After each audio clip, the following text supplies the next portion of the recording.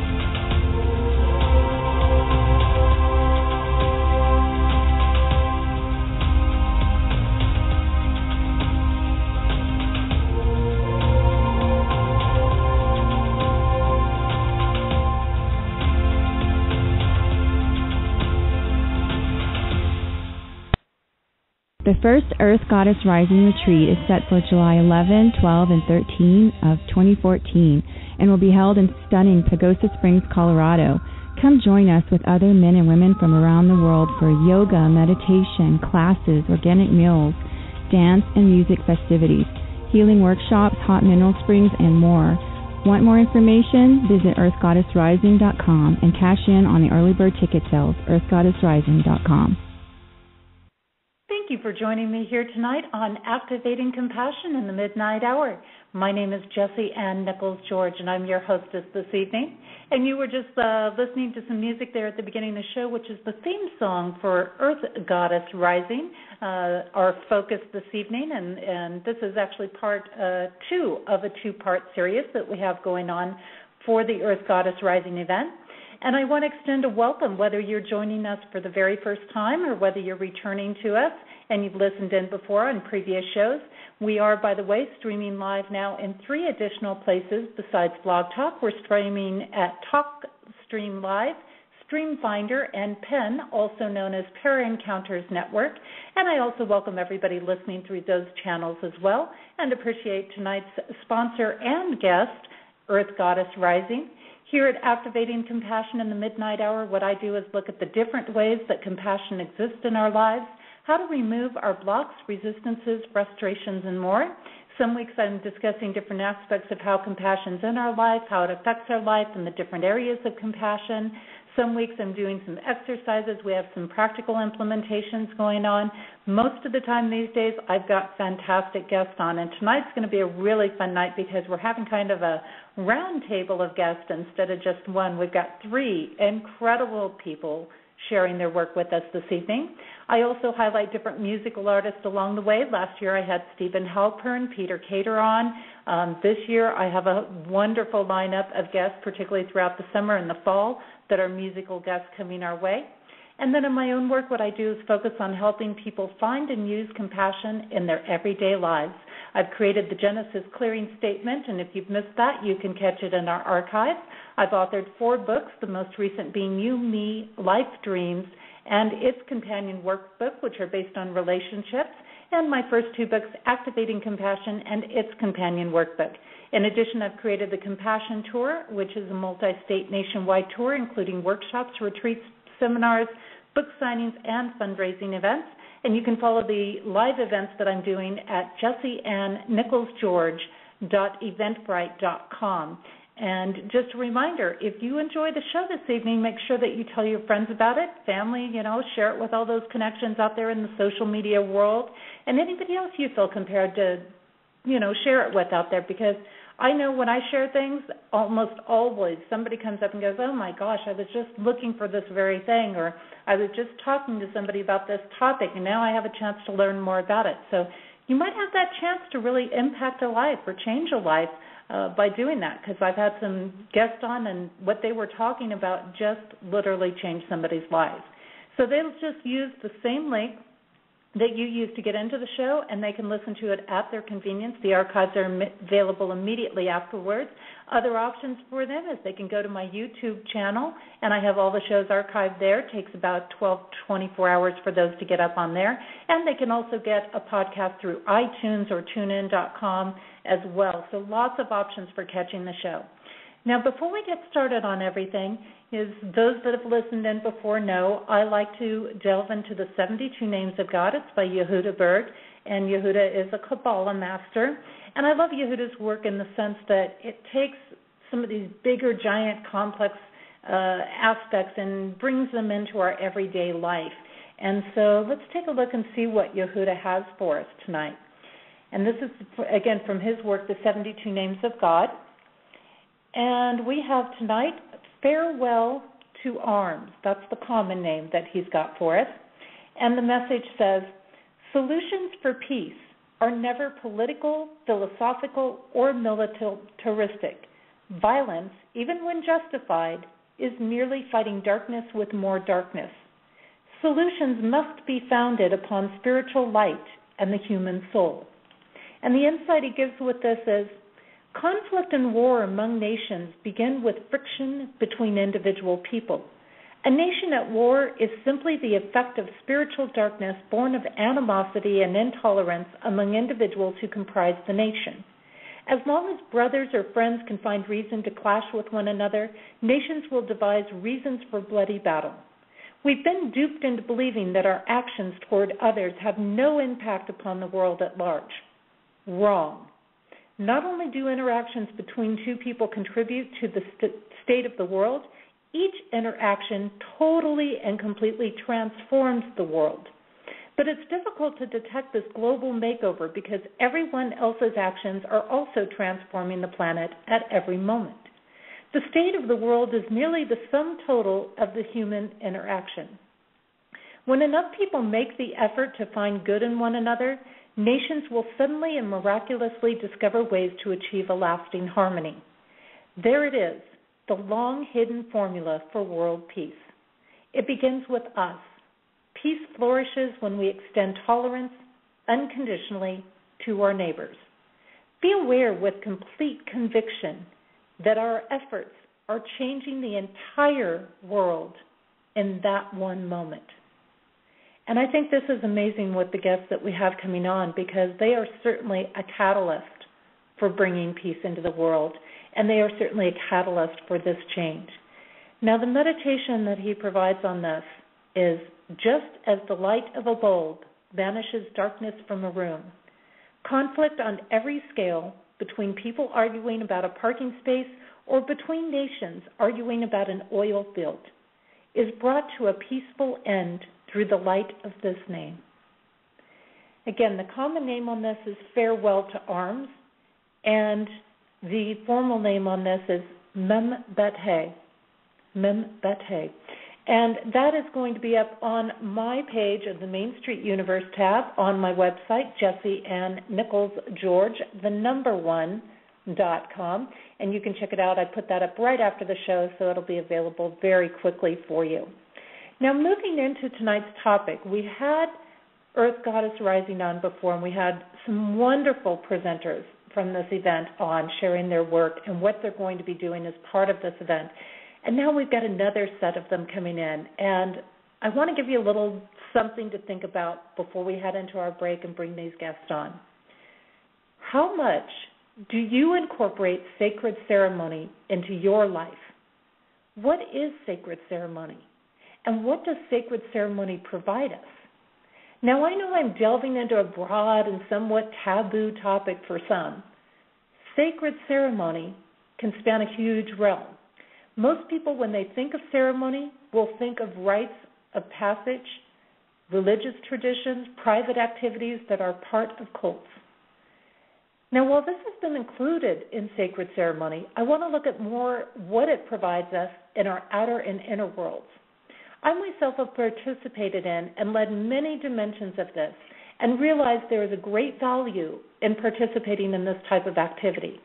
For there are many aspects that are nurtured and fostered, particularly when it is allowed to be explored in a safe and loving environment.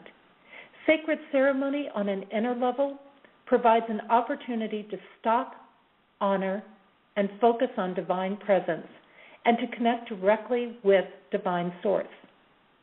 It can be very reflective time. That allows us to look at where we have been, tune into where we would like to go, and connect with where we stand now. It has often marked a sense of accomplishment, transition, completing one phase and starting another, and being initiated into a new phase or included in a group. On an outer level, it provides us with communing and socializing with others. It is time shared with others of like mind. It is taking the time to honor what you seek to create in your outer world. It is a time to connect oftentimes with nature and our world. It is working with others for global impacts. Now, sacred ceremony can be done on either a solo or group level, but for me, the main key is about honoring the divine in all there is and our part of the process of co-creating. It is a time to enter into connection with divine source through all of ourselves, and thus awaken us into deeper levels of ourselves.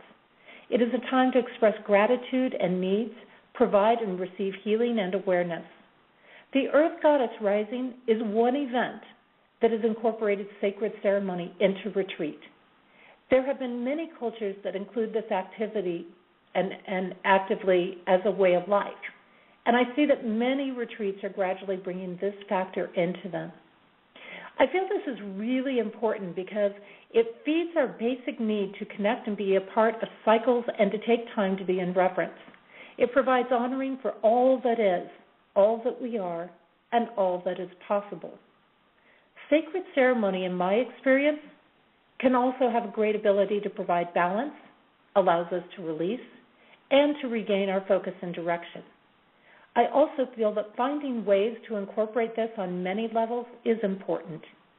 This can be done through daily aspects of prayer or meditation, honoring the seasons and cycle changes, simply taking time out periodically to focus just on this. Retreats can be a great place to do this, as our mind is in a receptive and open place, free from daily disturbances and interruptions. What are you doing to implement sacred ceremony into your life? What role has sacred ceremony provided to you? And how often are you making time for entering into sacred ceremony? This week, our guests are focusing on a component of compassion that's related to the aspect in my books of creating a new world.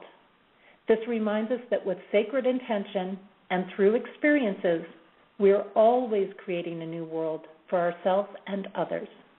I'm going to take a short break, and when we return, I'm going to have with us Teresa Arney, Justice Bartlett, and Stands with Bear.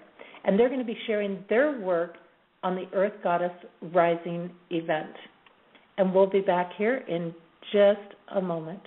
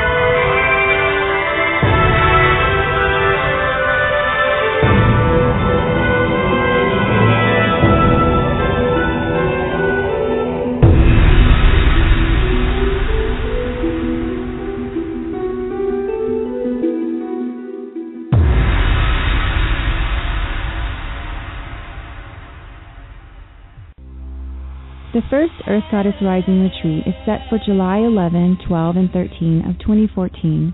Embrace your divine feminine and balance the masculine. Nourish your body, mind, and spirit with a 3-day program intended to inspire, clear, and heal your being. You don't want to miss out on the great early ticket sales. Need more information? Explore earthgoddessrising.com. Cash in on the early bird ticket sales today. earthgoddessrising.com. Welcome back. You are listening to Activating Compassion in the Midnight Hour, and my name is Jessie Ann Nichols George. I'm your hostess this evening, and you were just listening to a song actually by one of tonight's guests, which is called Break of Dawn, and that is from Stands with Bear, and I'm going to give him a chance to let you know more about where that song came from in just a little while later in the show. And I would like to bring on our guests tonight. We have 3 wonderful guests with us tonight. We have Teresa Arney with us. We have Justice Bartlett, and we have Stands with Bear, and they're all going to be sharing their work, which is part of Earth Goddess Rising. We definitely appreciate Earth Goddess Rising for the numerous weeks they've been sponsoring Activating Compassion in the Midnight Hour, and it is so great to have some of their people here. And the first guest that I'm going to be bringing on tonight is Teresa Arney. She is a shaman, a spiritual advisor, and teacher. She is going to be doing a presentation on illumination as well as offering private sessions with her work in John of God Crystal Healing Bed. So that's sounding very, very interesting. I'm going to go ahead and open up Teresa's mic here. Teresa, welcome to Activating Compassion in the Midnight Hour. Thanks, Jessie. How are you tonight? I'm doing well, thank you. It's a real pleasure to have you on the show with us and to be sharing your work. And I'd love to have you start off by sharing a little bit of who Teresa is and how did Teresa get into doing this different work that she's going to be sharing at Earth Goddess Rising. Well, you get me talking on that subject, and I can really talk a streak there, but I'll try to compact it here a little bit. My background is actually in home building. Oh, well, that's which just is a little bit totally different from where I'm at now. But, you know, I think there's a time capsule inside each of us that when it's time for us to awaken to our purpose, it just happens. And probably about 10, 12 years ago, my world started shifting in ways that I couldn't explain, to where I would have full-blown visions and, you know, just remembrance of things that I had to piece together through a long, you know, journey.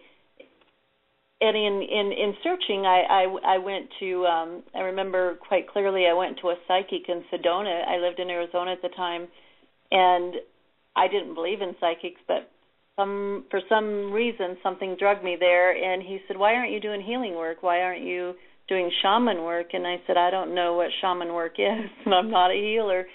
So, you know, little bits and pieces like that started happening to me, like on a daily basis, and then uncovering my lineage of were healers, and for some reason that just was missed when in the owner's manual, so to speak, and no one ever really talked about it because, you know, back in the day it was pretty hush-hush if you know, healed with herbs and laying on of hands and prayer and things like that. So it's been kind of a long and interesting journey. I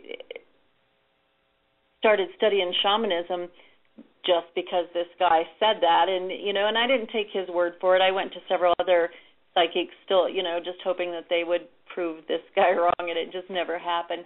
So anyway, I studied a lot of different healing modalities, and, you know, just like everybody else, let that just kind of unfold. And in shaman school, I studied with Sandra Ingerman and a few other teachers, and I also went through the Four Winds with Alberto Villoldo in his Four Winds Society School, which is basically soul psychology through the eyes of the shaman, which is very interesting work. But a lot of my schooling, I befriended a a peer, a co-student who was a Catholic nun at the time. And I remember quite clearly someone in the room saying something about John of God, and I said to her, "Who is that?" And it seemed like there was just energy on that every time I heard his name, and it got really strong to where I would hear that name every day. And so finally, it kind of felt like this luminous cord pulled me down there. And I know I'm kind of talking in circles, but it's kind of late for me. So if I get loopy, slap me and pull me back in line here. So just studying and realizing that hidden talent is within you. But back to the John of God stuff, that whole journey has taught me a lot about the power of the Spirit. And, we all focus on our body, especially when we're younger. We want it fit and healthy. But we don't really put any attention to our spiritual body. And that's the body that comes and goes. That's the body that is eternally ours. And so I work basically with spiritual afflictions, and what that basically means is, spiritual afflictions could be anything from, emotional issues to full-on spirit possession. And if you'd have mentioned to me 10 or 15 years ago that I would be doing exorcisms or heart-centered spirit releasement, I'd have laughed my head off at you. But that's something that I found is my niche. Shamanism encompasses a lot of different means of healing, and we all have our own niche. And I seem to have a huge niche for releasing those spirits and those energies that people are dragging around that they don't really need, that doesn't really belong to them. That's a really powerful thing with things, and I think that's an important thing when people are on their path, that they keep that in mind, that we each have our own niche. Because I get people that come to me saying, what should I be doing? What's my path? What's this? What's that? And I find so many times it unfolds as you go. You have to take a step, and then it unfolds to you, and you take a step, and it unfolds. And so I agree with you very much. That niche seems to come out as you go, and it changes in time as well. Exactly. And, some people look at me, when I tell them what I do, like I have two heads. And it seems like once you accept that mantle, you've got a neon sign on your forehead that says, get your heart-centered depossession here. And it's most of the work that I do. And you would be surprised at how many people don't have some kind of energy in their energy field. And, not everybody has a possession, but we have this energy field that, is kind of like a magnet that attracts things to it, and sometimes those things aren't positive. And, when someone has a muddy or, a lot of stuff in their energy field, it can, be a huge block to them finding their life purpose or, their soulmate or, their prosperity, anything that, is their divine inheritance. Those things kind of get in the way. And it makes my heart sing, when you find that niche. You know it because it makes your soul smile. That is a beautiful description right there. You know it because it makes your soul smile. People say so many times, how will I know it? How do I know this is the right thing? It's like there is no question. Absolutely. Yeah. I love, too, how you describe that, sometimes we magnetize these different pieces into us because so many times people go, well, I'm not negative. I'm not this way. I don't have that garbage around. And they forget that something as simple as somebody who's jealous of them, somebody who's sitting in the next cubicle to them is having a bad day or getting a divorce or whatever other issues they're dealing with, and that's coming into them. Exactly. Even if they pay for it. Exactly. Yeah.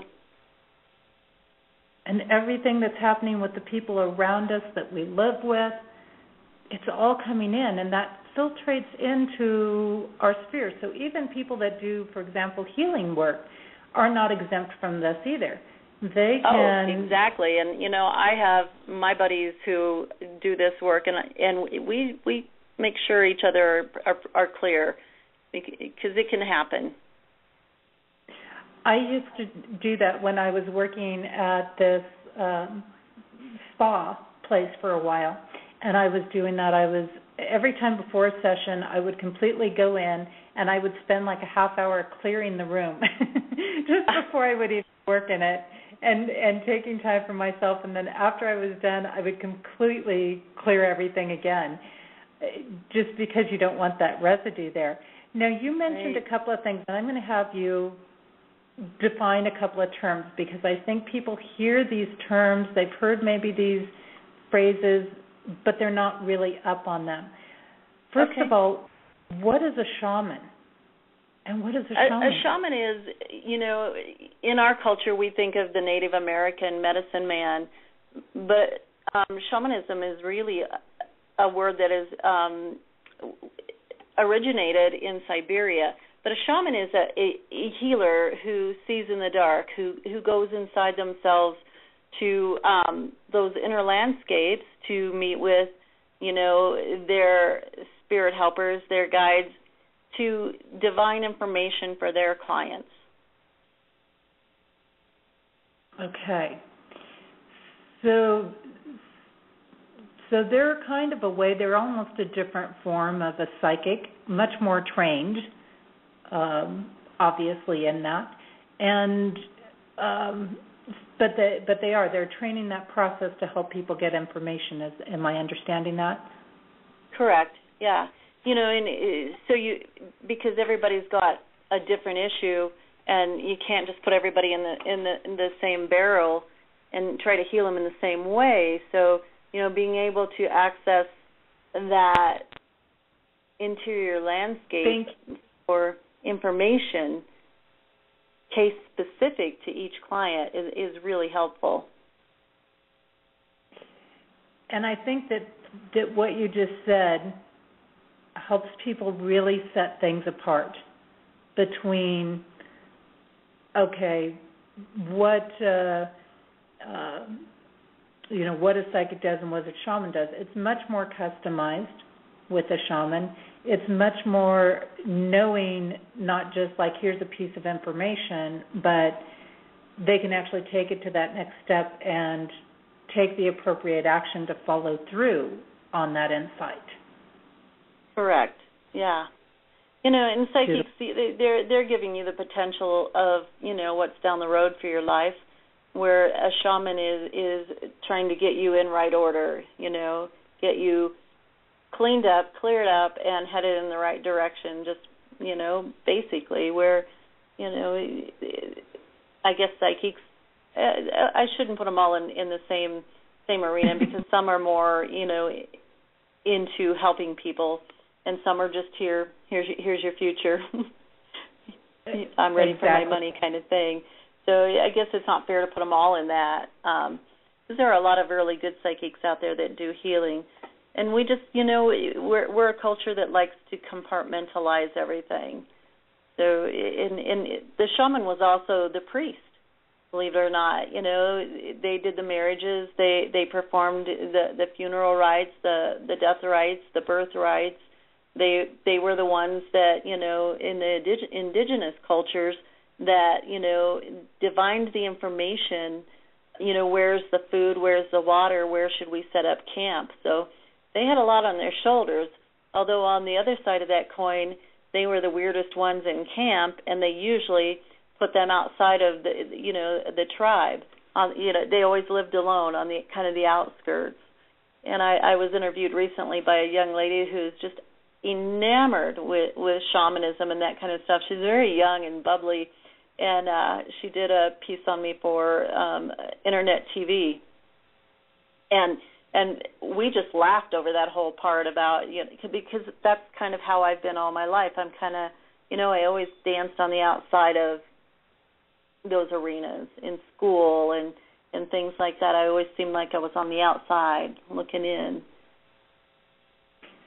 I did too. I found myself on the outside, and I've gone through priestess training and things myself, and not formal shaman training, but definitely have been in a position where I could perform hand fastings and various rites. And it really is. It's a different lifestyle, and I think it was as you say, kind of a two-edged blade there, because on one hand they were outcasts, but on another hand they needed that privacy to stay focused in knowing and meeting the responsibilities of the tribe. Right. And they seemed so unusual compared to the rest of them. And when I say that, I visualize that shaman with the bone in the nose jumping around with a rattle with crazy eyes. And in back in the day, that was the truth of it.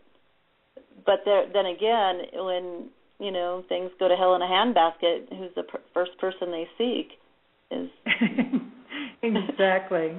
He's a shaman on the outside of town. It's kind of a dichotomy there. It's so true. Now, another aspect of what you're presenting at Earth Goddess Rising, which I'd love for you to share what that work is about here, is John of God. John of God. For those who don't know, I always start with, I am the biggest skeptic in the world, so God knows that if I don't get slapped with it or tripped by it or experienced it myself, I'm not going to believe it. And I've had some amazing mystical experiences.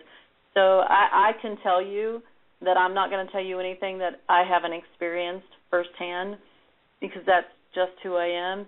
But, there again, when I was in shaman school and heard his name for the first time, I was like, who is that? You know how something has energy to it and kind of percolates with you until you pursue it?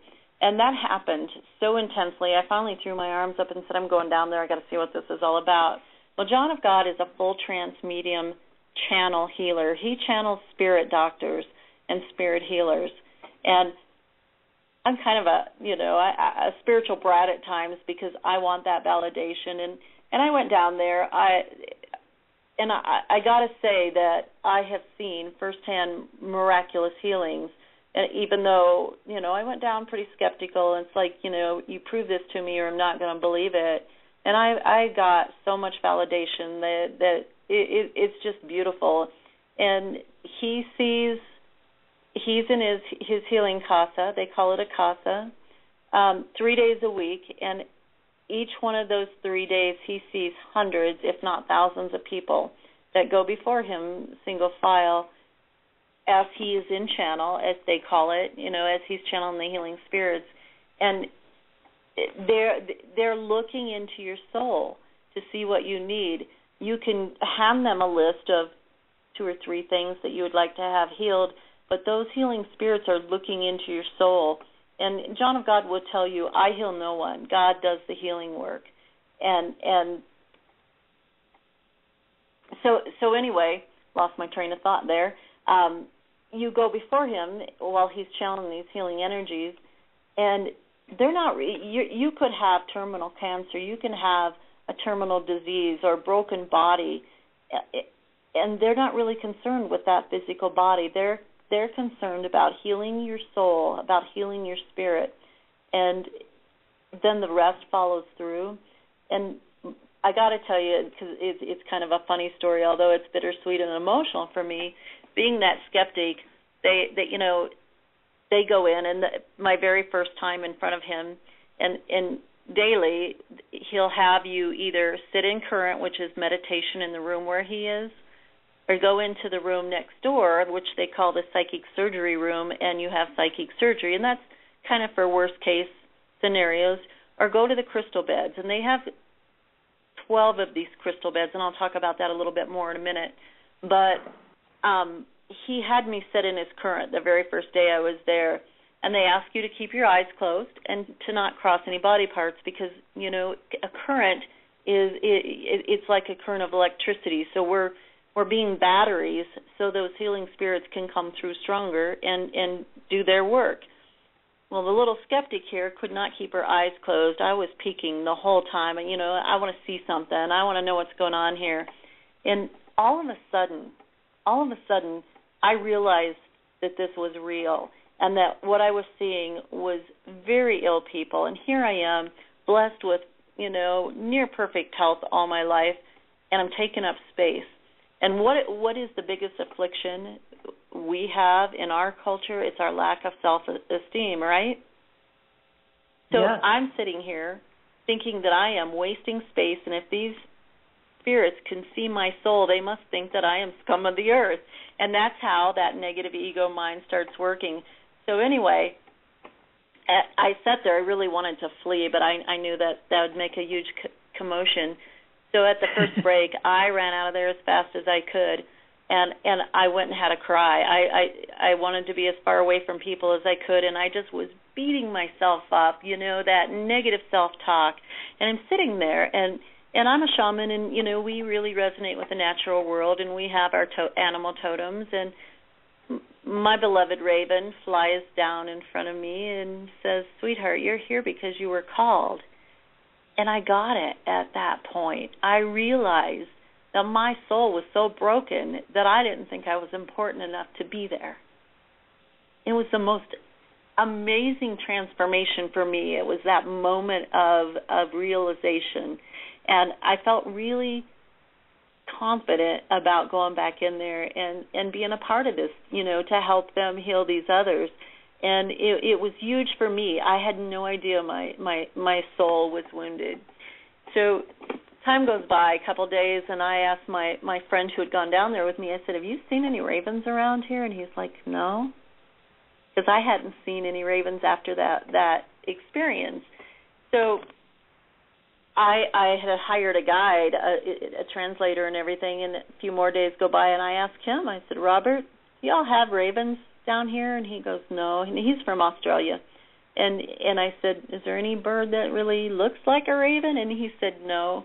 And that was even a bigger waha moment for me, because I realized that was a gift from Spirit, because I wouldn't have believed anything else, And that was that moment of just release. So what an incredible experience. And I've seen some of the I've seen a video of healing through John of God work, and it's just like you say, it's almost unbelievable at first. You're thinking, what kind of camera magic are they using? Yeah. Or and people go down there all the time to prove him to be a fraud. But the truth of it is, he's one of 3,500 in that country alone. It's just our culture. We just, we're so quick to take a pill or let someone else be in charge of, of our health that we poo-poo anything that, was God-given, anything that, that was innately instilled in us. So anyway, back to the crystal beds. They have 12 of them, and really it's not a bed. You just lie on a massage table, and there are 7 lights that are color-coded to the chakras, and you line them up over the chakras, and they vibrate a little bit, and they have color therapy. But in order to have one of these crystal beds, and they're getting them around the world, there are quite a few people who have them now. You have to go before John of God when he's channeling the healing spirits and get permission. Talk about your worthiness issues flaring up at that moment when, this so-called spirit is looking at you to see if you're, if you should have one. And the bigger picture is because, there is no time and space. And those healing spirits come wherever you call them. And that was the hardest part for me to get over, was letting people know that there are, healing spirits working on them while they're laying on the bed. And where I had in my center that I had the crystal bed at, people started coming out going, Teresa, I wasn't alone in there. And for the longest time I'd say, yeah, I know, but don't tell anybody. Things like that. And finally, I just had a come to Jesus moment, and I realized I had to come out of the closet, and because, so many other cultures understand the value of spiritual healing, and we don't. And we're a very sick nation spiritually. Isn't it amazing how sometimes the places that most need it reject it the most? I mean, it's that Absolutely. denial sort of factor in things. And so, again, you're going to be sharing this work. You're going to be doing some of this work at Earth Goddess Rising, correct? Correct. I'm taking the crystal bed over there. I travel with it quite a bit. I go to different healing centers, not too far from home, although I like to travel, so I'm open to anything.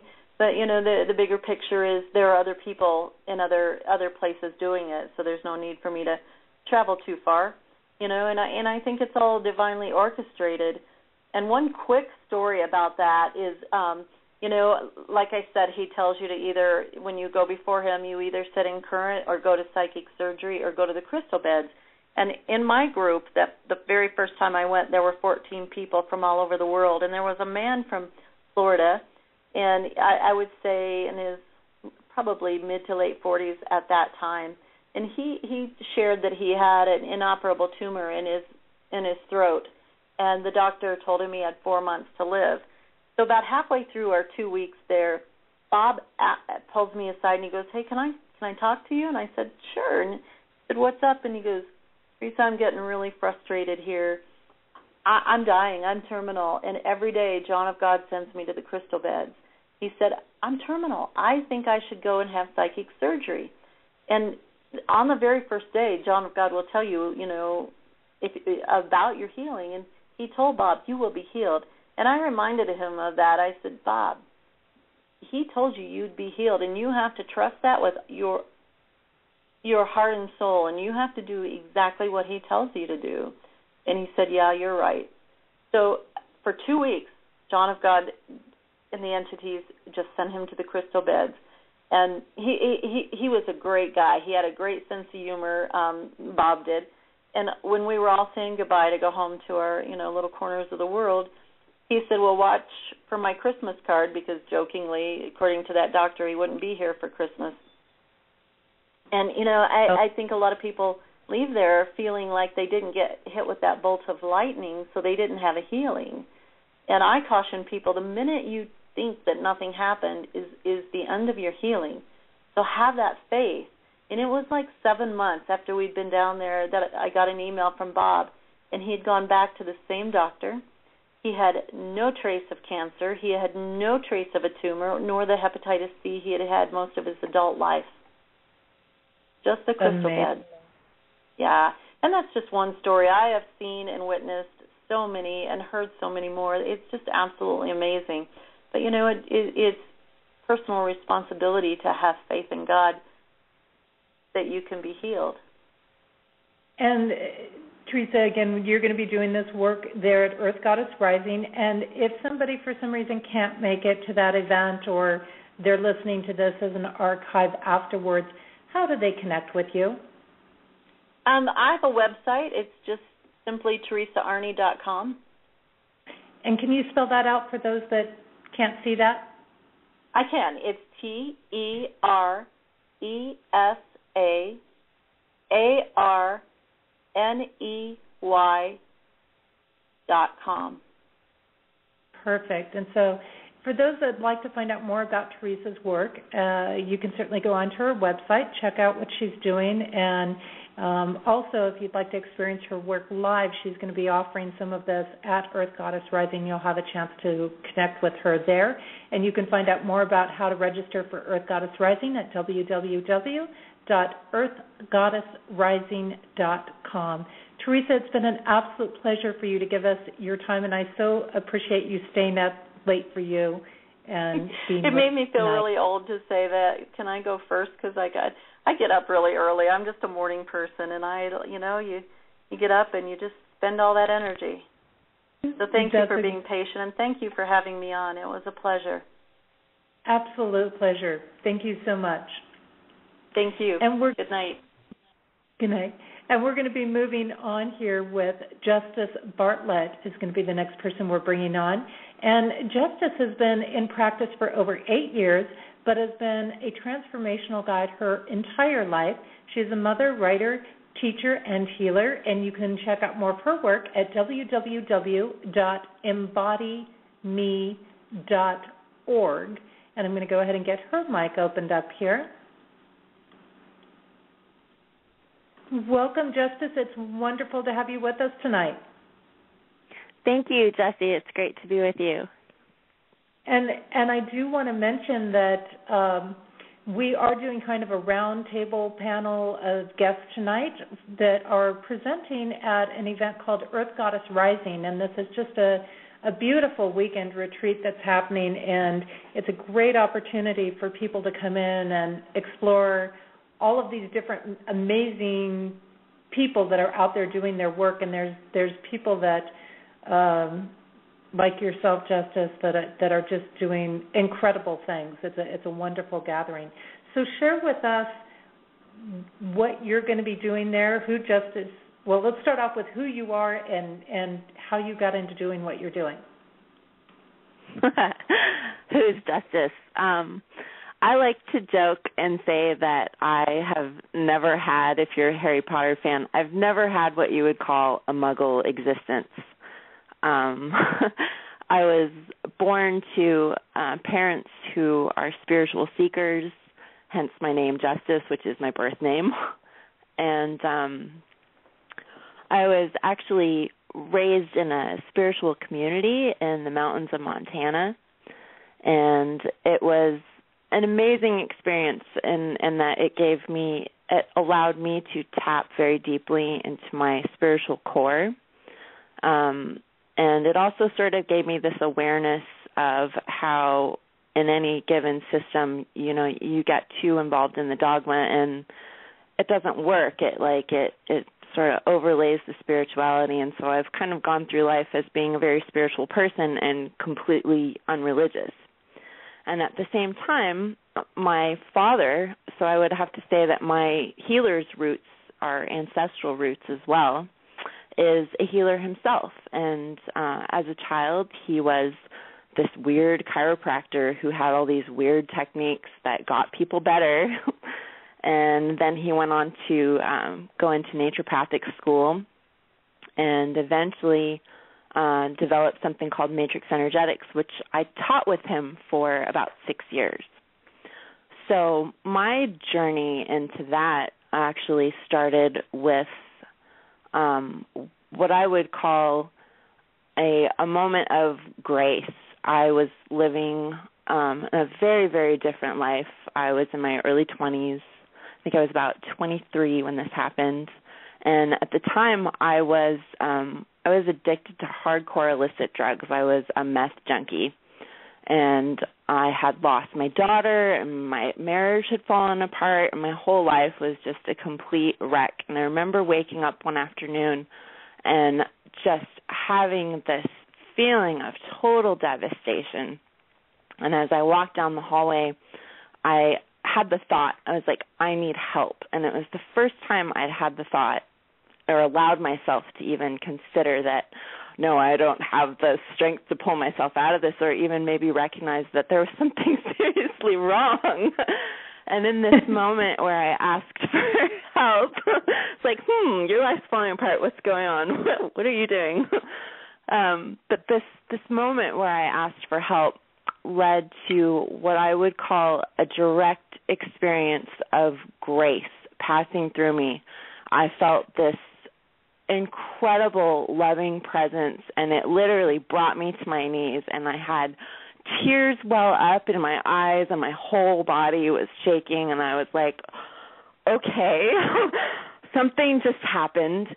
And I kid you not, Jessie, 10 minutes later, I got a call from my mother, who had been in contact with my father, who was living in Washington at the time, and I was in Bozeman, Montana. And he was wanting to invite me to come and work with him over the summer. And, you ask for things, and when the answer is that quickly, and it sometimes really is that quickly, and it's like the level of your desperation sort of amps up the availability of the answer. I didn't even know what to sometimes, right? I didn't even know what to do with that, but I wound up taking him up on the offer and coming out here and stepping into what I would call the discovery and the remembrance of my wholeness, which it was a beautiful, beautiful process. I got involved with him and his work with Matrix Energetics, and I began seeing a transpersonal hypnotherapist out here in the Seattle area named Jack Elias, and his wonderful, wonderful work. He uses a Buddhist foundation for his work, so it's so beautiful. It's just beautiful and peaceful. It brought me back into myself. And at the same time, I went through massage school.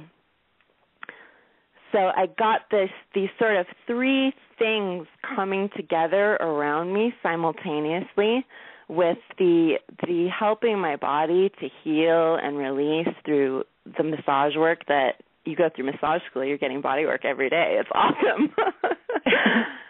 Great perks. And yeah, right. And I got the knowledge of the anatomy, and I got this sort of very Buddhist-oriented, peaceful foundation. And the way that he uses hypnosis and the way that I use it myself in my work is understanding that our daily lives, for the most part, are hypnotic trances. And when we go into what is commonly recognized as a hypnotic trance, we're actually coming much closer to what is our core true nature, which is that of peacefulness, restfulness, relaxation. And what is coming undone is all the hypnotic trances of who we think we are. So working with this man in this way, and then getting training from him a little bit later on down the road, while simultaneously working with my own father, which was very healing for our familial stuff as well. And his work is very, very way out there kind of stuff. It's based in science and energetic fields and morphogenetic fields, which Rupert Sheldrake talks about. And it was just wild and playful and so connected me back to that really joyful, exuberant part of my being. And then having this education with the anatomy and the body, that all that combined sort of gave birth to Embody Me. Nice. It's really been a journey for you, and I'm so glad that you're willing to be open and transparent and sharing your experiences of being a meth addict, because I think there's a lot of people that think, oh, man, if I had just grown up in that spiritual family and if I had just had that, I wouldn't be all messed up. And, you know, here you are taking these different journeys as well. And matter of fact, you mentioned Jack Elias, and I actually had him on last year on the show last fall. So, yes, definitely some wonderful work. So you're getting all this great exposure of different things, and that brings this project up, or this existence up for you of Embody Me. Now, what all are you now offering people, and what are you going to be doing and presenting at Earth Goddess Rising? So lots of offerings to people, because, you know, everybody's at a different place and everybody needs something different. So the goal of my work is to meet everyone wherever they're at and encourage them to find their own power and their own intelligence and ability to make that next step to the next level, whatever that might be for them. And I would never be so presumptuous as to know what that is, but to meet someone honestly where they are and to say, this is where you are and that is okay. And where you want to be is still, it's your vision. But where you are right now is okay, and you're okay with where you are. And you open that and you build a foundation on that, and then people flourish we have this, I call it kind of an addiction to the fantasy realm. And I think we see it in our normal sort of everyday society life, whereas we think we're going to be happy if we get that car, or we think we're going to be happy if we get that partner, or if we get that job that we want. We attach our sort of our value and our core essence and our happiness to these sort of ideas that we think are going to make us complete. And then we're shocked and dismayed when they don't. What happened? That addiction to fantasy, boy, isn't that true? Because we're always thinking that fantasy is reality. And so many people get lost in that. And you're tackling a very interesting piece here, which I'm just loving, which is this aspect of taking the next step. Because there are so many people out there today that think, oh, no, I've done that. Because I've just, particularly in the last few days, had clients I've been working with, and they've been going, oh, no, I'm past that. I've already cleared all that. And I'm like, no, you haven't. Because if you cleared it, you wouldn't be on the phone with me right now, and you wouldn't be wondering why this isn't happening in your life. And that's such a valid point to make, yes. And I think we try to deny where we're at because we feel a lot of shame that I haven't moved past this yet. Good point. Good point. Shame is a big thing in there, and it's hard for us to admit that. And I think, too, there are plenty of people that have done tons and tons of work, and they're still not there, and yet they feel because they've attended this seminar or that workshop that the work is done. And the people that really are way up there, let's say, myself, I've been working with clients for over 33 years, and I can tell you, even myself, I am constantly working on stuff. It's that concept of the more I know, the more I know I don't know very much. You right. just never stop. There's so many layers. You're always still conquering to a certain extent. And the ego wants to. I like to invite people to see that process as their life and as an unfolding of their goal of where they think they want to be, rather than saying, and I just had this experience with a client I've been working with for a while, and it suddenly hit me. She had this idea that her perfect life was going to start over here somewhere. Somewhere out in the future. Oh, there's my perfect life. And all of this work that I'm doing is going to bring this perfect life to me, and that's another hypnotic trance. Yes, that living in the future space, which you never get to, by the way. Right. You get there when you're in the present moment. And you use this aspect of taking the next step, which is so beautiful because that's what we're always doing. It's not about necessarily if you've done this training or that training or taken that course or studied from that person that puts you on this big pedestal. I mean, that's kind of really our ego. But if we look at it as, well, today I'm taking another step in my life, period. It's not about this platform or that platform. It's about, am I taking another step? I think. Absolutely. And if it's I look at the lifespan sort of, right? And we have all of these years to fill with our experiences and with our love and our joy and our griefs, our sadness, our success and our failure, whatever those might mean. Those are ideas, right? But this whole timeline that we have is a container that is meant to be filled with our presence. And it's our own loving and attentive presence that really gives rise to our ability to take that next step. It's what it's what fuels that next level of growth. And there's so much focus on get it done, get to the goal, get it over with, that very often it seems like we may reach that goal and we go back into, okay, well, why am I not happy? And we're not taking the time to appreciate and to congratulate ourselves on the fact that, hey, I just took 30 little steps and now I'm here and I'm standing where I thought I wanted to be, and I can appreciate that and I can enjoy that.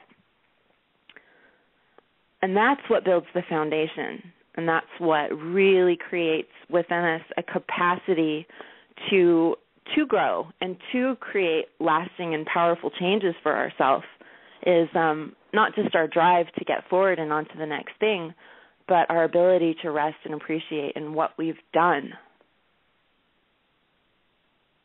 Very much so, and that is a good point, because people get so destination focused. I got to get here. I got to get to this point. Like you say, it's that future point out there of, if I move here and I get to this point, everything's going to be great. But we need to pull off at the rest stops, I think, sometimes. We need to pull off at the viewpoints and stop and go, wow, what an amazing trip. Look at how far we came. I used to do that when I lived in California, and I'd take a drive up the coast for the day, and I'd pull off every now and then and just look back, whether it was a physical journey or whether it was a spiritual, emotional journey, and look back and go, man, how different is my life, the way it is right now versus the way it was. And maybe it hasn't always felt so great along the way, but when I reflect back, I sure as heck have done an awful lot in this period of time. And I'm actually doing a lot of work looking at that right now, because I'm in another major transition, and where I've been for the last 7 years, and it's been kind of like, there's been days that I've sat back and go, I just don't feel like I've really accomplished anything. But then I look back and it's like, okay, well, in the last 2 years, you've put out 4 books, and you've toured, and you've done, you started a radio show, and you've done this, and you've done that, and it's like, okay, never mind, I'm really grateful.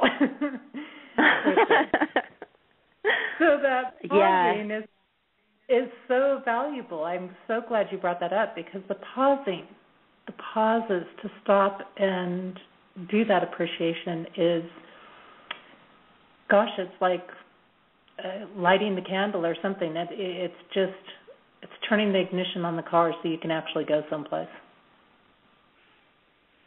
Well, and I think if we look at the sort of the multiverse model of our reality, and we really recognize ourselves as vibrational beings, our destination is not a linear, straightforward point. It's really, we amass enough energy wherever we are, and we do that by valuing and appreciating ourselves and recognizing the okayness of wherever we are. And when we've collected enough energy, we sort of make this multidimensional jump, and it's like, so often there is no linear progress to it. It's like, I was here and now I'm here, and I may not even know what the steps were. But what happens is that energy, and I call it the core essence, and we teach about core essence in our Clear Heart Mastery workshops that I teach with my partner, Jennifer Yost, is that core essence gets collected, and it's magnetizing all these happy, excited particles to you. And when you hit that critical point, it's done. It's a done deal. The struggle falls away. The ideas fall away. The hypnosis, it falls away. And it's like you find yourself standing in this new reality, and you may look back and not even recognize the person that you were. Does that make sense to you? It makes total sense. I oftentimes look back and have no clue who I was or am. And that getting's called amnesia, by the way. Actually, I find that the more I elevate my energy and the more I step into my processes and my path, like you say, the time starts to fall away. And that can be an interesting little warping space as it is, as that time is falling away and seasons pass and things shift, but you don't really have a sense of time anymore.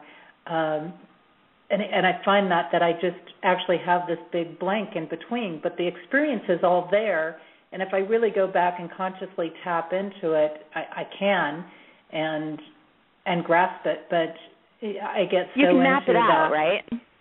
Yeah, I get so into that experience that, it's there for the moment. It's there for the time that I'm going through it. I don't have to remember every detailed step of it along the way. So, and I think that's nice for future for connecting with a future possibility as well, is recognizing that those steps are they're like picking up breadcrumbs to an occurrence that already exists, is how I like to look at it. If you look at it as the multiverse, and these events that we have in our life, particularly these very synchronistic events that you can begin to notice and become more and more excited, and the more excited you get, the more they show up and the more synchronicity in the universe wants to play with you. It's these sort of synchronistic stepping stones that are actually creating this sort of network that is gluing our reality together. And based on how our vibration is now in this moment, it is, and what we're noticing and how we're experiencing that and how we're showing up for that, how we're taking responsibility for that, that goes into, okay, and here's the next unfolding of this network that's already, it's essentially in place. It's just, okay, I'm not in alignment where I can see it yet. And one of the things that I help people do in my work is I help them pull back those layers so that they can get a feeling and begin to see what's already there. And that's a good point. It's all already there. It's just a matter of taking the time to see it. And I think that's a beautiful summary. Justice, how do people get hold of you? Let's, again, in case they can't make it to this event for some reason, or they want to connect with you personally in addition to meeting with you there, how do they do it? www.embodime.org. EMBODYME.org. Okay, so that's www.embodime.org, and that's where you can connect with Justice, find out more about her work, see what she's doing. And, I really appreciate you coming on, giving us your time tonight. I know that Earth Goddess Rising is going to be an amazing event, and I know that you're going to do an amazing job with your piece of it there as well. Thank you. I'm so excited. I'm going to be giving a presentation about attuning the masculine and feminine energies to the psyche and body, because we're all both, right? Exactly. The rising of goddess energy is just about everything coming back into harmonious balance, and I'm very excited about it. Very, very excited about it. And this is the Earth is ready. It's more than ready, and this is an important balance for us to find, and I agree with you. We embody both of them, and each one has its place in different parts and places in our life as well. Thank you so much for giving us your time tonight, Justice. Thank you, Jessie. It's been a pleasure. And we are going to be getting to Stan's with Bear here in just a moment, but before I bring him on and let him know, get you introduced to him, we're going to be doing another song by him. We heard one on our break, which was Break of Dawn, and now this one is called Sacred Breath, and we'll be back with him after this song.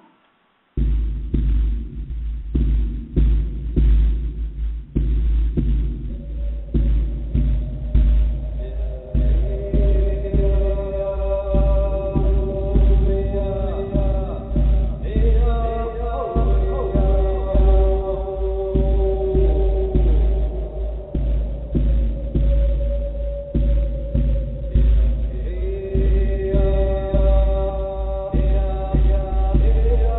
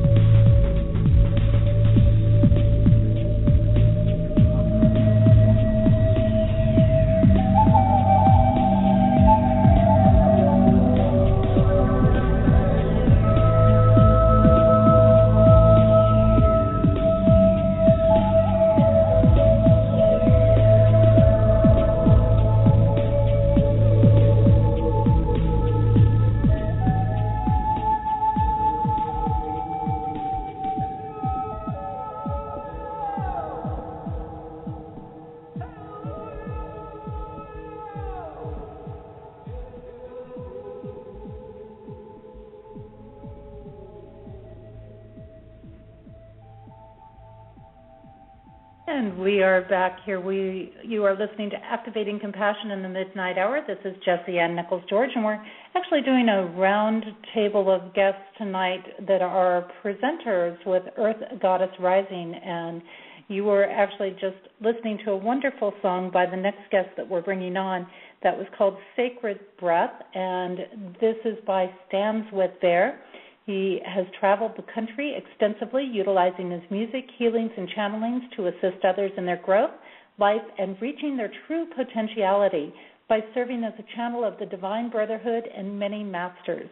Being of Cherokee descent and a fourth-generation shaman in his lineage contributes to Stand With Bear's many works and gifts of the Creator. As well as teachings from his star friends, they also taught him the very powerful technique of holographic DNA restructurization and starseed ambassador. He is a master empath, psychic extraordinaire, and powerful trans channel for high-level spiritual beings of the highest order of Christ consciousness, the angelics, elementals, and divine masters. And you can check out more of his work, by the way, at www.standswithbear.com, and I'm going to get his mic opened up here. Stands With Bear, it's such a pleasure to have you on the show tonight. Just beautiful music we were listening there to by you. Thank you so much, Jess. I'm really honored to be here. And I just want to add, the guy you were just talking about, I want to meet him, okay? He's got some pretty cool stuff going on. That's all I'm saying. All right, so. You've got some very, very cool stuff going on, to say the least. And, we actually are just going to be tipping the iceberg on his work tonight. And for those of you, if you find what Stands With Bear is doing very interesting, you're going to want to pay attention and tune in a little bit later this year, because I went ahead and booked him to do a full show with me where we're going to delve much more into this huge, giant variety of work that he has going on. So, Stands With Bear, share with us a little bit about who you are, how you got into doing what you're doing. Boy, that's a book in itself. Only first, one? Again, I wanted to thank you. I'm honored to be here as part of your show.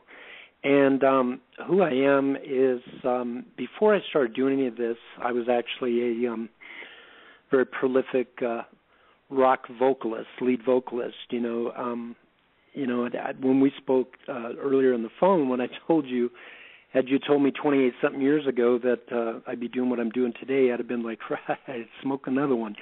Because it's so surreal what's unfolded for me in my life, and I have to look back at all the things that have transpired and have literally led me to the road that I'm on now. So believe me out there, people, whatever you think crazy is going on in your life, it's happening for a reason. And even if it's negative, even if it's, can you really say anything is negative? Because look at where it's led you. So even though it seems like it was a negative situation at that time, look at who you become because of that. So rather than looking at it as negative, I see it as a catalyst. That was a catalyst to propel me to what I'm doing now. So I'm an author. I'm still a rock musician. I just haven't done that for a long time. You can hear a little bit of the influence in my music that I do. I'm also a Starseed ambassador, and with my beloved Light Star, we are co-creators of a foundation called Starseed Alliance International, and the reason we put it together is we wanted to be the people that when we were getting started in all this, that we wish would have been there for us. Because as you know, a lot of us, as we go through this life being that of Starseed and learning about that and what that is, not a whole lot of books on it back when we were doing it. Not a whole lot of hands out there reaching out going, oh, follow me, come this way. So we literally had to go through the gamut to do what we're here to do. So that's why we put that together. It's a launching pad for what we believe are movers or shakers in the new world and what they're going to bring that new flavor to the table, so to speak. Because we're definitely moving out of the old paradigm and coming into the new paradigm. And that's what's, I think, very important and, valid at this time being. I think that's really, very, very true, because that term starseed is tossed around everywhere. And sometimes I feel like there's a bunch of people that jump in on that term, and they don't even totally understand what they're jumping into. It's kind of like the next big fad. I'm a starseed. Exactly. And I don't want that word in itself. You know, it's not some kind of cool club. It's not some kind of just like the in thing, like you said. You know, like a lot of Hollywoodites, as I call them out there, they have the cute little chihuahuas that they all dress up, and everybody's doing that, you know. And then they have to go and adopt it's like instead of doing it for what it's the reason it's for, like adopting a child that's from another country, a lot of them out there do it because it's cool and it's the in thing. And I don't want to see Starseed become that, because Starseed's a way of life for me and for many of our other Starseed that are out there. You know, it's not just some kind of fad or, flash in the pan overnight sensation thing that's just going to fade away. Because I got news for folks out there. This is definitely something that's not going to fade away. Starseed have been here for millennia, centuries, a very long time. And we came here to initiate a change, a real change, not what's been going on as of late. I'll leave it at that, but actually a real change. And each one of us, as long as we collectively do our job that we're here to do, mission accomplished. Yes, and I think that that's a big key, is it takes us each taking that responsibility for ourselves, embracing the journey as it unfolds for each of us. And, as you were sharing with me earlier, and we were talking about these different phases that we go with, through in our lives. And so many people get stuck into different areas, and yet what we need to do is let go and say, okay, I've obviously gotten through something, and now I need to be someplace else, go someplace else, do something else. And I think that is part of that starseed mentality, is that you understand it is all a process. It's not about, per se, this evolvement or that evolvement, as much as it is, here's where I'm needed and here's where I'm going. Absolutely. And I wanted to kind of retrace something real quick. The one thing that I learned doing interviews and being in this business, as well as many other psychics out there, there's so many other people out there that have all their different idealisms and where we came from and what we do. I mean, it's just a huge mixing pot of many things. So the one thing I work very hard not to do is step on toes, because that's the last thing that I want to do. So I want all you listeners to know, including myself, when someone speaks to you, whether it be through interview or knowledge or whatever it may be, to just take a moment and don't take everything like right away and just like latch onto it. Let it traverse through your heart first. Let it resonate with who you are. Do you understand? Because too many people out there, they just automatically jump on that guru wagon train, so to speak, and ride the coattails of that, and instead of understanding that you are God and the whole of creation is within you, and the heavens are within you. You are the universe. And to understand that because we're all connected, as you feel, so does another. So that's why it's important for me. So my point being is, I wanted to touch upon one thing about what Justice, and great interview with all the beautiful ladies that came before me, by the way. Looking forward to meeting you all. About when they were talking about living in a fantasy world. And what I wanted to touch upon is, let me ask you something to you and your viewers. From the very beginning, when you came here to the planet and you were born, what is the very first lie that your parents ever told you?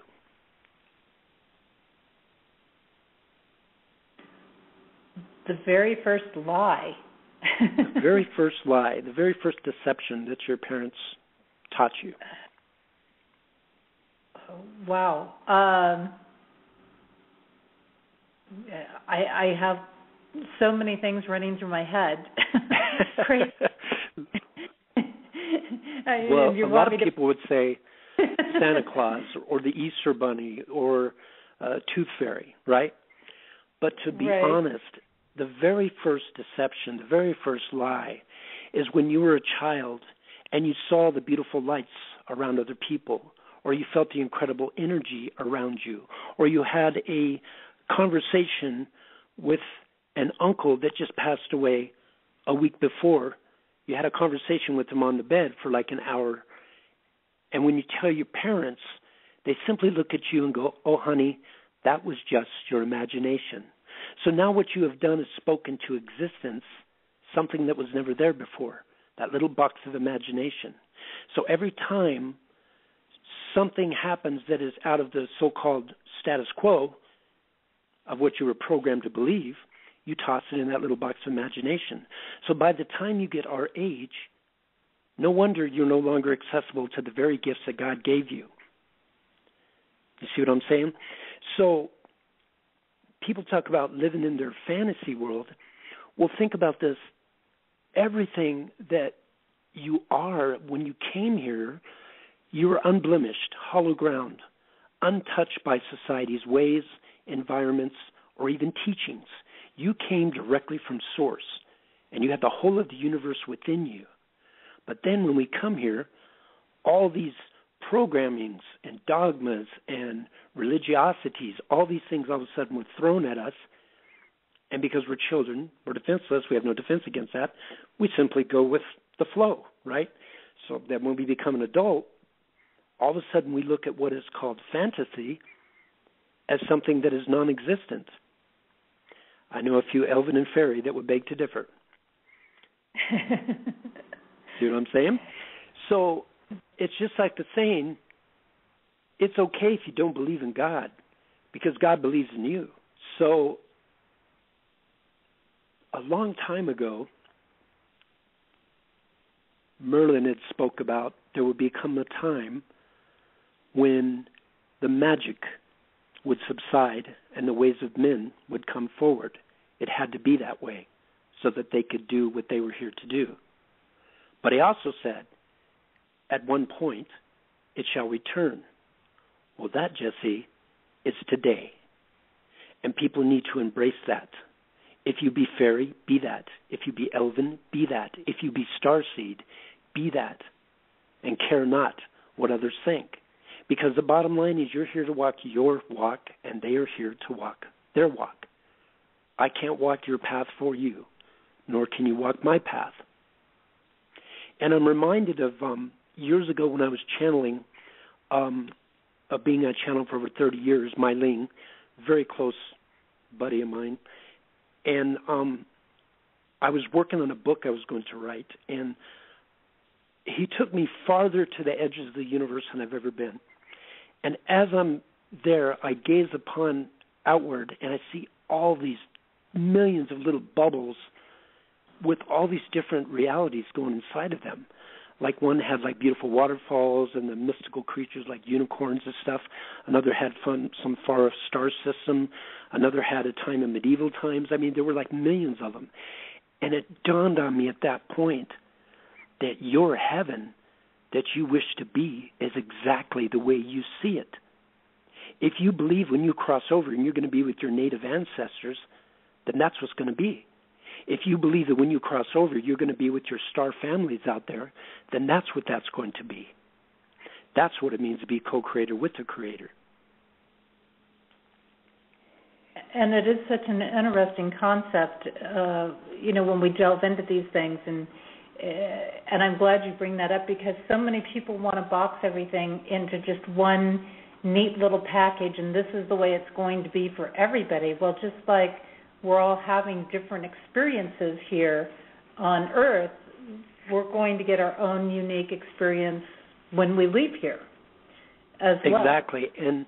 And you cannot take away, no matter how many naysayers I may have or anybody else has, the one very thing that you cannot take away from them is their own experience. You weren't there. You did not experience what I experienced. So each person that has value in what they say, you cannot take away of their experience. So no matter how many naysayers there are, with whomever it may be, the bottom line is you cannot take away from their experience, because that is real and is valid to them as the very chair you're sitting on right now. And simply, they wonder why we don't see them. It's a vibration thing. I promise you, you raise your vibration high enough, they become as tangible as an apple you have in your hand that you're consuming. They become that tangible. But if you're at a lower vibration, how can you possibly even become part of that or even see that? And that's what we do as Starseed. You know, I activate the activators. That's my job here. I'm part of the, actually second wave, because the first wave that came in were the 60s generation. You know, all the hippie movement and everything like that. I don't like them calling that because I'm along here myself, so not that. But that whole era, and their job was to teach others, much like what you're doing now as a rainbow, was to teach others that there's more than just this body, and there's a higher consciousness, and that we should delve into that. And then, of course, drugs got thrown in the mix, and it just went right out the window. But the second generation that came in is people like myself. You know, I'm indigo. So our job is here is to make sure the ones that came before are doing what they're supposed to be, and the ones long after are doing what they're supposed to be doing. But also, even more important, my brother Ryan and I from Team Light are both indigos as well. And our job were, the indigos were the warrior kind. And their job was to push aside kind of like the forefront tackle in football, push everything out of the way so that the crystalline children and the rainbow children have an easier path when they come here. They don't have to deal with all the guff and the hardship and everything like that. Because you know, you were part of my same generation, so you know we didn't have a whole lot of books and everything like that to teach us, you know, so. I might be a little bit older. I don't know. I'm the big 5'2". Actually. Oh, really? You don't even look it. So, well, you know, I'm the big 5'2", and I don't even feel it. You know, it just kind of freaks me out thinking about that age. I'm like, what is that? Okay. So I definitely don't act like a 52-year-old. So. Well, okay. I thought you were talking about being born in the 60s, but yeah. Well, I was. I'm right in. Yeah. So were you born in the 60s or before then? I was born in the 60s, yeah. Yeah, same here. So right about 62. I was born in 62, so, you know. Yeah. I don't feel 52. I don't know what that is. Anyway. Yeah, well, it's so. Well, I wanted to, you know, you'd mentioned earlier about everyone always seeks the destination. That's all important to them, the destination. So I wanted to just let you know that when a martial arts master goes to strike the board and to break it in two, it's not the board that he's focusing on. He's focusing on at least 2 feet in front of the board and simply meets his thoughts. So then the board becomes non-existent. So my point being, it's not the destination that's important. It's the journey. And that's what it's always been about. The destination will come no matter what, but it's how you proceed through the journey that's going to get you to your destination. And what you're focusing on in that journey. So exactly. That's a really great example. What are you going to be sharing at Earth Goddess Rising? Some of it's, you know, bringing a few different flavors over there, you know. One of my workshops I'm going to do is going to be fully interactive, and that's I'm not even going to say teach. I'm going to remind the class of the magic that they have inside of them. And we're going to be like throwing energy balls at each other and feeling that and going through that and understanding the energy that's all around you and what you're capable of. You know, I mean, even though that's small steps, it goes beyond that. Like when I do my healings, I work a lot with my energy balls that I do that I call Psi Energy. There's a lot of that going on. Also the connectivity, empowerment. You know, there's a few different things I'll be doing there. And whenever I do like an event or when I do a presentation. You know how a lot of speakers, they get up there, they have all their paperwork and they're shuffling it and they have all their keynotes that they say. I don't do any of that, Jesse. I walk up there and I say, okay, Father, let's play. What do we do? You know, and everything that comes through right then is always perfect. And I love it that way because that's the purity of what comes through. And even though I have bullet points of certain things that I'm going to be doing there, the gist of it is it's totally through spirit. Just like my music, that song Sacred Breath that you just played. By the way, I was nominated twice at the Native E Music Awards for that song for Best Instrumental of the Year. So I thought that was pretty cool. But when I go in the studio, I light some sage and I say, okay, Father, what do we play? This is your music. What do we play? And everything that I put on the CD is exactly through spirit. There's nothing pre-made, pre-ready. It's just and go. And it's bap, bap, bap, bap, bap. In fact, the engineer at Red Mountain Studios in Phoenix was just shaking his head. And I was like, well, what? And he's like, I've been doing this for over 30 years, and I have never seen anyone create the way you do.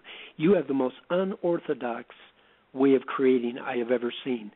And I've been doing this for 30 years. And I just simply smiled and pointed up, and I said, it's all about that. And he looks at me and goes, I believe, because I see with my own eyes. So that's the way I do my music, and that's the way I do my life. I don't make a move without spirit. I don't, even my beautiful light star and we don't make a move unless we sit together and think of these things and, let go and let God. That's a very important thing. And real briefly, we played also during our break of Dawn, and that was a score for a movie. Yeah, am I correct on that? Yeah, my guides told me I need to write a soundtrack. It's a film score about an angelic war. And I'd be really honored, while we're having our interview, if you'd actually play that again, because I know there's a lot of our listeners who didn't get a chance to hear it, because I think that's a very profound song. And that song I created in 7 hours. And that song was completely through spirit, every single bit of it. And it's definitely my stallion. I'm sorry. Sorry, go ahead. I was going to say they'll be able to catch in the archives, and because I don't have time to replay it again, we've got. Okay. No, that's fine. But I would definitely suggest taking a listen to it. That's my debut for everybody to hear out there. All of them I've been kind of keeping under wraps. But, it's about an angelic war, and I'm not sure who's going to be the one that writes the film. I just know I'm supposed to create the music, And again, that's how it works. I mean, you have one person, like on one part of the country, that invents one thing, but there's a piece missing, and then suddenly he meets, a woman from America that comes in who just happens to have that little piece of knowledge that he needed to launch his project. That's how it works. That's a God thing. And that's what all of us should be aware of. Too many of us out there, we try to drive the bus. And newsflash, already a bus driver, been one for a long time. So sit back and enjoy the ride, because no matter how cool you think you can make your life, I promise you, the Creator knows exactly what is the best for you and for your life. And just a very, very brief thing on the last song that we're going to be closing out with tonight when we get there. We're Not Alone. What is that about? That song I wrote in I swear to God, 5 minutes. That's how fast it came to me. Me and a friend of mine, Steve, up in Billings, Montana, we were in the studio, and it just came to us. This tune just started coming in our head, and he started doing the keyboards, and he started harmonizing with me, and the words hit me like a brick. I mean, it was just it was so profound. It's what? I actually have a book that I wrote that I'm going to be publishing not that far from now called Now is the Time. And that is a compilation of all my channelings that I had back in 1994 of the different masters that would come from worlds away to kind of speak to the earth and to the people here. And I did it through automatic writing. I know you know what that is, right? Yes. Mm-hmm. Okay, so I did it through automatic writing. The minute I put the pen to paper, it would just start writing. That's how this song came about. The minute I put the pen on the paper, it just started going. And by the time we were done, we're just looking at each other going, wow, we really got something here. And every time I play that song, there's not a dry eye in the audience. I mean, it's just a really profound message, and I love it. It's like the only CD I have that I actually sing on. So, yes, that's me vocalizing on the song and playing flute, but it's called We're Not Alone, and that's pretty much a summary of the song and what it's about. And Stands with Bear, let our listeners know how they can get in contact with you in case they are not able to make it to Earth Goddess Rising or they're catching this after that event. Okay. Yeah, because we're going to bring you back on because as everybody can hear right now, we've just barely scratched a little tiny piece of what's inside of Stands with Bear. Yes, indeed. And he does this amazing work with holographic DNA restructurization.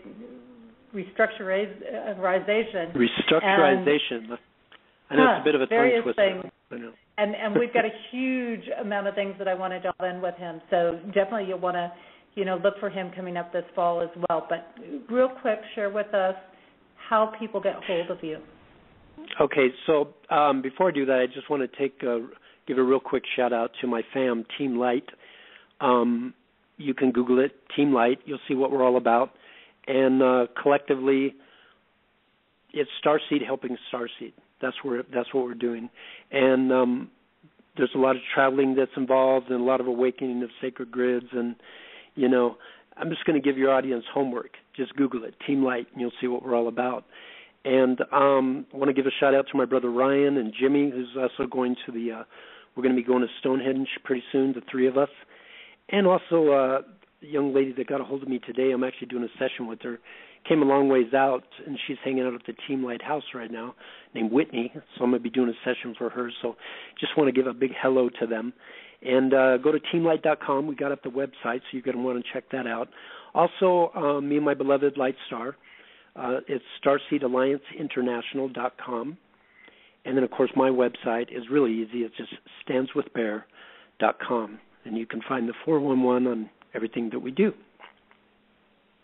Beautiful.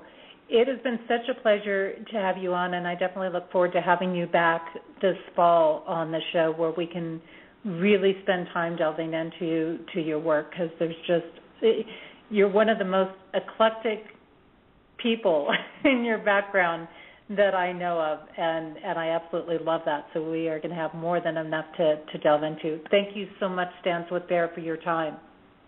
You're so welcome. I just want people to remember that time to play. Have time for yourself. Go out and play. Be the fairy. Be the elven. Splash in the water. Run around on the grass. Whatever you do. Stop being such a muggle and being so grown up. That's all I have to say. Perfect. Thank you so much. And I just want to touch on a couple of things and stay tuned and listen to that song with Stands with Bear because it really is a beautiful song. Next week I have Stephanie Swafford talking about her work in body alchemy. And again, you can check out more about the work I'm doing through my website, JessieAnnNicholsGeorge1.com. And check out the events and things that are going on there. I'll have a new special being put up tomorrow or the next day on there. We also have several shows here on Main Street Universe throughout the week. Sunday nights we have Darren Bouquet, who's a reader at Madame Nouveau in New Orleans, doing spiritual insights. Monday nights we have Randy Goldberg doing Vedic astrology. Tuesdays is Susan Weed, who is sharing her work in herbs and natural plants. Wednesday nights we have Daniel, Janice, and Brett on our flagship show, Main Street Universe. Thursdays, we have Queen Mother Amaku, who takes a look at Egyptian culture. And Fridays is Kevin Baird walking on the sidewalk with his Horizon Oracles Journeys deck, a deck he created, which you can learn more about at templeofgaia.com. And, of course, Friday nights is Activating Compassion in the Midnight Hour. This is Jessie Ann Nichols, George, and I want to thank you so much for being here tonight. Again, thank you to all of our listeners, not only through Blog Talk, but also streaming live on PEN, known as Pair Encounters Network, Stream Finder and Talk Stream Live, as well as those catching our podcast at iTunes and TuneIn.com, as well as those catching the YouTube version of our show. A special thanks tonight to tonight's sponsor, Earth Goddess Rising, as well as the wonderful presenters that were with us, Teresa, Justice, and Stands With Bear tonight.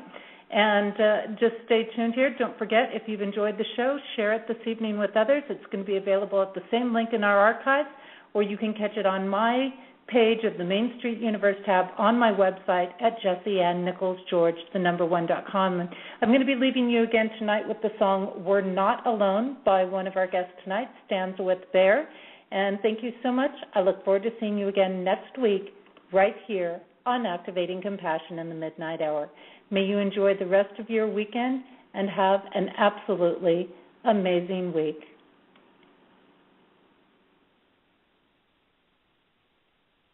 The first Earth Goddess Rising Retreat is set for July 11, 12, and 13 of 2014 and will be held in stunning Pagosa Springs, Colorado. Come join us with other men and women from around the world for yoga, meditation, classes, organic meals, dance and music festivities, healing workshops, hot mineral springs, and more. Want more information? Visit earthgoddessrising.com and cash in on the early bird ticket sales, earthgoddessrising.com.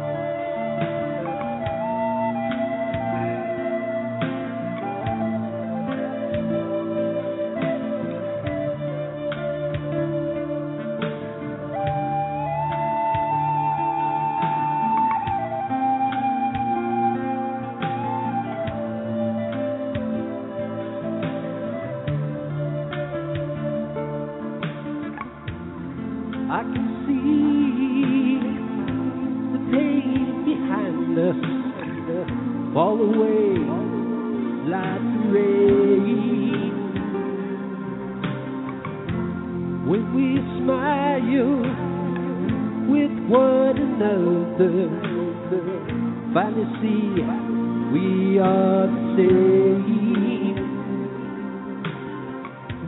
The hatred stops, love returns, like the dove to its home. Eyes turned up to the heavens, knowing we're